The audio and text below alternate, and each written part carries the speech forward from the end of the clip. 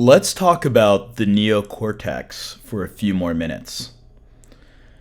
The neocortex is the part of our brain that is in charge of rationality, that is persuaded by logic as opposed to emotion or some sort of primitive instinct. And it's interesting because in school, there's a lot of emphasis on the neocortex. When we learn how to write a paper, we're taught that the way to persuade someone is through making logical, rational arguments. Now, unfortunately, a lot of us realize when you get in the real world, you might be great at making logical, rational arguments, but oftentimes this isn't going to be very useful to persuade someone. And people have known this for thousands of years. In fact, in Aristotle's Rhetoric, he thinks there's not one, but three ways that you persuade someone. One is logos.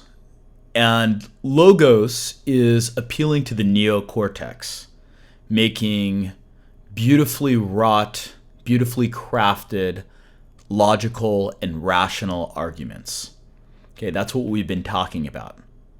But Aristotle believed that there were two other means of persuading someone.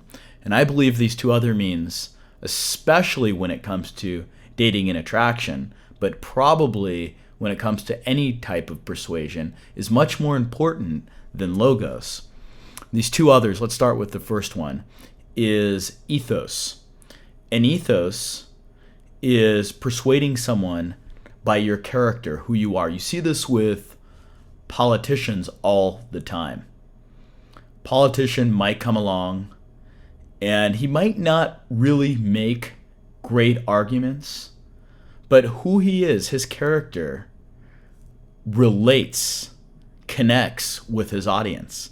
And because of that, they're willing to forgive him on his pretty crappy rational arguments.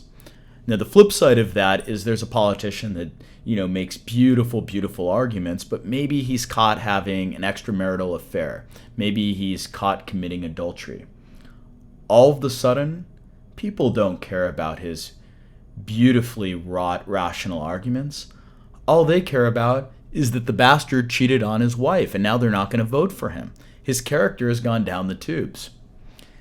And I'm going to give you some great stuff, some great ethos stuff for building up your character and persuading women, inciting them to want to be with you through liking who you are as a person, through building up your character.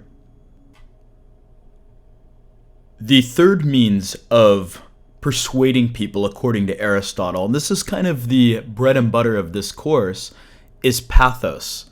And pathos is appealing to people's emotions. We see this in political demagogues. They win a populace over by appealing to the populace's emotions. It's my feeling that attraction and emotions is what ultimately makes the girl want you so bad she can't control it. But what makes her actually act on it and sleep with you or do whatever you want her to do.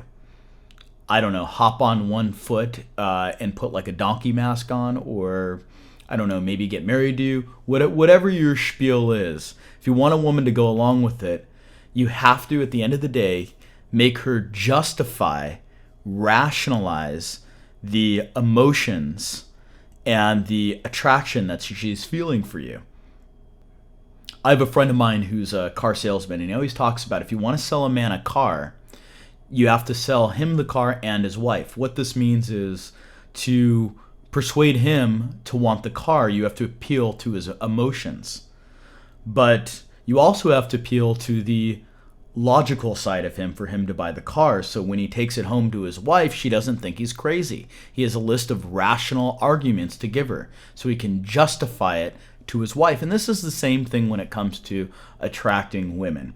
You've got to appeal to their emotions. You've got to appeal to the reptilian part of them, their primitive instincts, so they feel that sexual arousal for you. You get them all emotionally riled up.